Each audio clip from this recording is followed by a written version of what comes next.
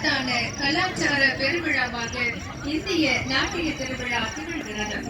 இன்று தொடங்க இருக்கக்கூடிய இந்திய நாட்டிய திருவிழா வருகின்ற ஜனவரி 19ஆம் தேதி வரை மிக சிறப்பாக இதே இடத்தில் தினமும் ஒவ்வொரு மாநிலத்திலும் இருக்கக்கூடிய மிக முக்கியமான கலை நிகழ்ச்சிகள் மற்றும் தமிழ்நாட்டில் இருக்கக்கூடிய